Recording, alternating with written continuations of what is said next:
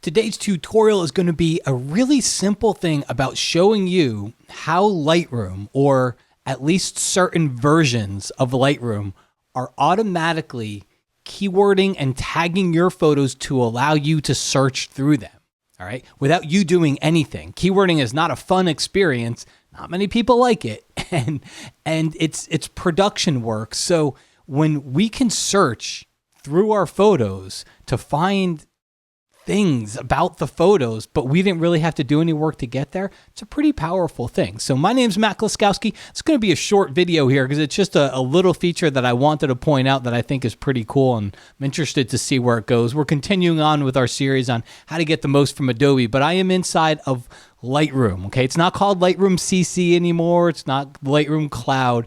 It's called Lightroom, and that is different from being in Lightroom Classic, okay? What I'm about to show you is only going to work in Lightroom, in the cloud version of Lightroom, and it'll also work on your apps on your phone and your tablet. But essentially what's happening is I've got a folder open here, and Adobe's AI technology, which is called Sensei, is automatically examining your photos for characteristics. Okay, you don't have to do a thing. You don't have to keyword. You don't have to do anything. And then what happens is you come in here, you can see up here at the very top under search, I'm searching through the landscapes folder, and I'm going to search for, let's say, water. Take a look at what happens. Photos with water pop up. I never keyworded any of these photos. These aren't keywords. This is Adobe's Sensei AI technology that's finding them. Okay, let's go through. Let's see what happens. I'm not sure. I'm guessing on here. I'm going on bridge. Let's see what happens when bridge comes in there. So pretty good, pretty close, right? Let's cancel out of there. Let's see what happens with grass. See if anything with grass pops up. So doing pretty good. I'm not going to keep doing this. You get the idea.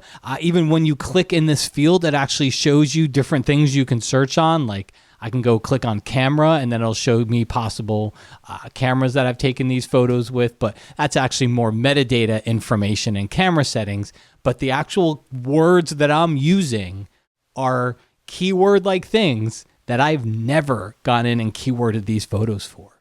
Okay. Now, if we flip over onto the phone, I'm in that same collection, and I'm on the app, okay? So I've gone on the Lightroom app on the phone, and this would be the same on the tablet, and I'll go jump into that collection here. In fact, let's go to a different one. Let's go to my wildlife collection. Let's see how it does as I scroll through. Let's tap up in the search, and let's go with red. I saw some cardinals in there. Let's see if it pulls out the cardinals. It did, so that's pretty cool. Let's say, how about tree? Let's see if it pulls out trees and whatnot. So it's pulling out trees. So you get the idea.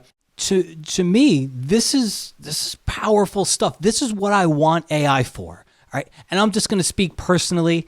You can keep AI sky replacement and selections, and honestly, they're not really AI. A lot of that stuff is more marketing hype. To me, AI is learning.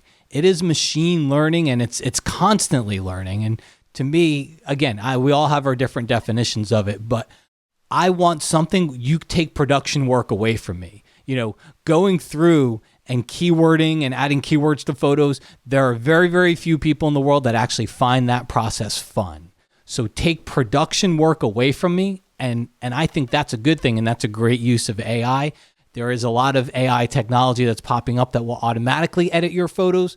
For me personally, I can't speak for you, but for me personally, I didn't spend thousands on the camera. I don't spend hundreds on my software and learn all this stuff to just have a computer go do it for me. I actually enjoy the process of crafting my vision for a photo, and I think a lot of you watching this actually do too. So I don't think you all want something that will automatically just fix every photo for you. But this, again, is available inside of the Lightroom versions, not Lightroom Classic. Okay, it's not going to be in Lightroom Classic. If you've got library, develop, book, slideshow, that whole thing, it's not going to be in there. And it's not because Adobe doesn't care about Lightroom Classic anymore and they're trying to force you into their cloud so they can own everything that you had. It has nothing to do with that. I think it's just really fundamentally technology limitations on a program that was created almost 20 years ago.